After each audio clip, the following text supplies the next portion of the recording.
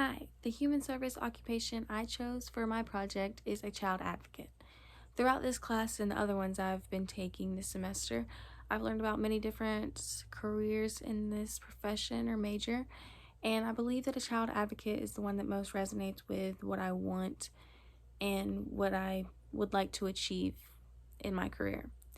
So, a human service child advocate by definition, is responsible for developing and implementing trauma informed children's programming, services, and advocacy for children and families, which basically means that they're advocating for this child. They are giving this child a voice or a louder voice, I guess you could say. And sometimes that means placing them in homes, or sometimes it is visiting foster homes and making sure that they're safe and they're going to provide what the child needs and wants, and sometimes that also means attending court hearings. And that's in order to make sure the child's opinion, voice is being included in whatever decision's being made. And that's one of the main reasons I even went into this field in the first place, was because of my little cousins. They were going back and forth to their mom's house and their dad's house and my uncle's. We would see them and everything was fine, and eventually they started coming back and telling us that their other cousin on their mom's side that was also living there was molesting them. And some people found it hard to believe because this other little boy was 13, 14, not that much older.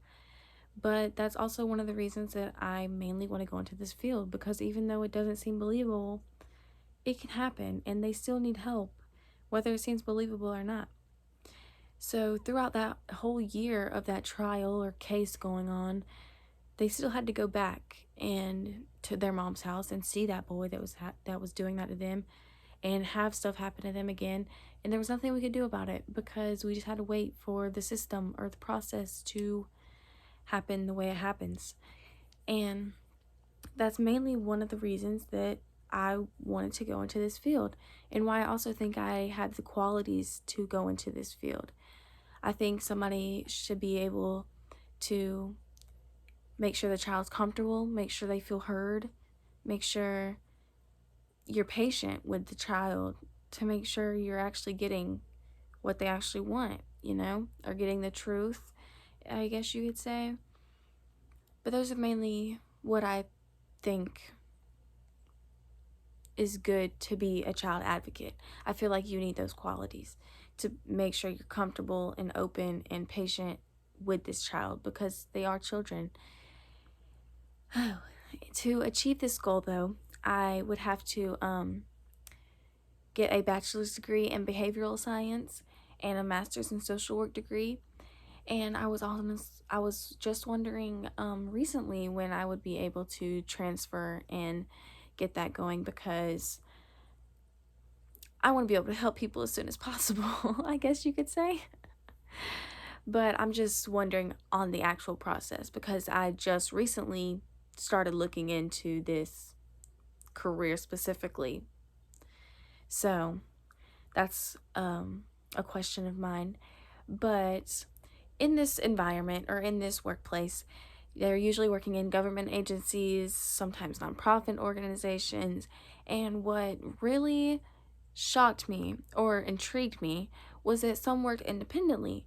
And I thought, wow, I really want to get to know more about that, because I really think that I would like to do that independently. It seems really cool to be able to do that yourself and just help kids pretty much. But these hours for this job, it says it is around 40 hours a week, and it really just depends on your workload and what situations you're in, how much attention this case needs. Maybe it needs more because it's more serious, or maybe you just have more things to do for that specific case. You never really know until you're in that situation, I guess.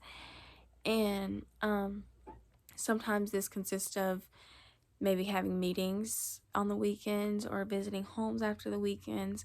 Really just don't know until you're in that situation, but it's normally around 40 hours a week.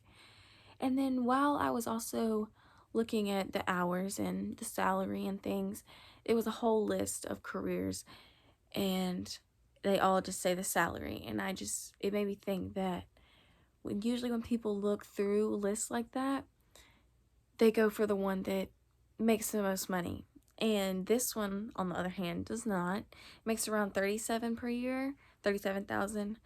And when I saw that, I was just like, there's gonna be some jobs that you actually like, and there's gonna be some that make you money. But I really think that I was drawn to this career. So, like, the money doesn't really matter that much to me. But yeah, that is my project, and that's how I plan to achieve my goal as well. I hope